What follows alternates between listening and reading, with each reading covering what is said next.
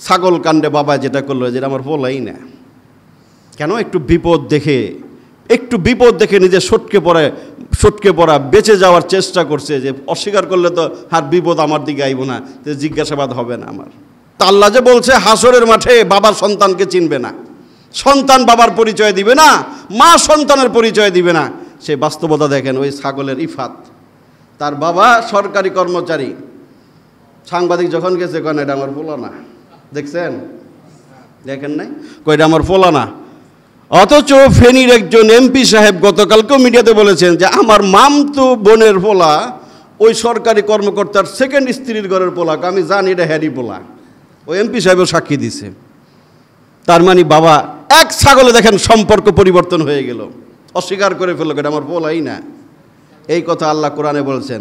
হাসরের মাঠ এর চেয়েও কঠিন হবে। এখন তো দুদকের ভয়, সরকার ধরবে এই ভয়ে সে তার ছেলেকে অস্বীকার করে ফেললো যে এটা আমার ছেলেই না, আমার কাছে আর আয়ের না মাইক টেক লইয়া, আমি এটা জানি না। দুনিয়ার সামান্য জেল জুলুম জিজ্ঞাসাবাদের ভয়ে মানুষ যদি সন্তানকে অস্বীকার করে, হাসরের মাঠে ওই কঠিন পরিস্থিতিতে কখন কি হবে, ওই কথাটাই আল্লাহ কোরআনে আগে জানাইছে। এখন যত ফোলার লিগা সন্তানের জন্য ডাইন বাম হালাল হারাম কামাই করতেছো, এই সন্তান তোমার মুখে সেদিন লাথি মারবে, জুতা মারবে, অস্বীকার করবে।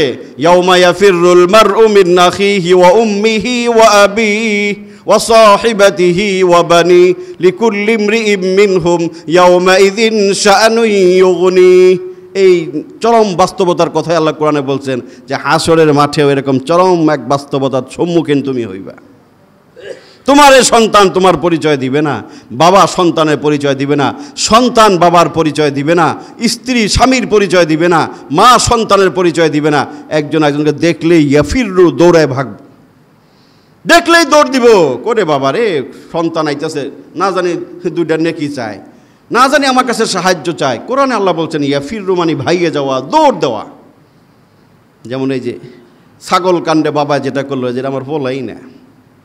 কেন? একটু বিপদ দেখে নিজে সটকে পড়া বেঁচে যাওয়ার চেষ্টা করছে, যে অস্বীকার করলে তো আর বিপদ আমার দিকে আইব না, যে জিজ্ঞাসাবাদ হবে না আমার।